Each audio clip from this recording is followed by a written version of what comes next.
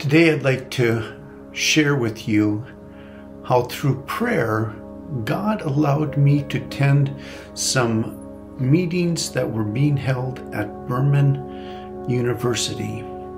It all started in June. I started to have some severe back pain, but I really didn't think a lot of it. I was very uncomfortable in the chair, but I wasn't too worried about it. But it kept intensifying, and as it intensified, I began to get a little bit more concerned. I needed to be at the airport on Saturday night at 3 a.m. in order to make my flight. Friday afternoon, it was really getting intense. I talked to my doctor and he gave me a couple of suggestions of things to do. Sabbath morning, I woke up, I got up, I got ready to go to church, and the rest of my family, they were there and they were just about ready to walk out the door. And I looked at them and I said, I'm sorry, there is no way that I can go to church because this is just getting too intense. So I spent most of the morning praying and reading.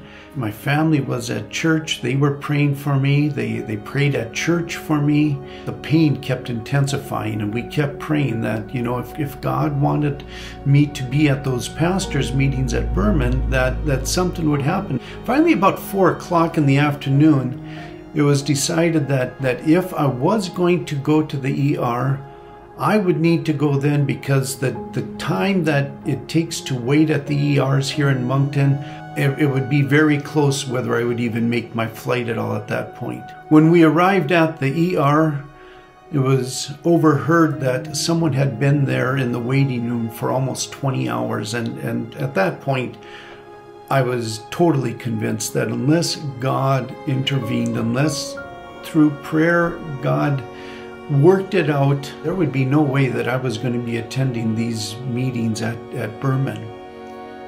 At this point, I was about 8 hours from having to be at the airport.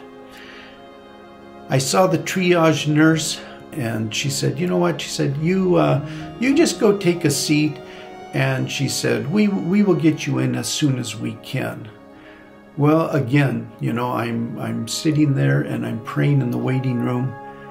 And God started to work his miracles. In about 8 minutes, she called me back into the room.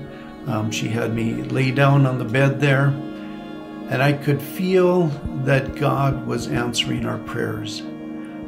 After examining me, they sent me to get some x-rays. They sent me to get a CT scan. They wheeled me down into the room. After the scan and the x-ray, they wheeled me back to the bed.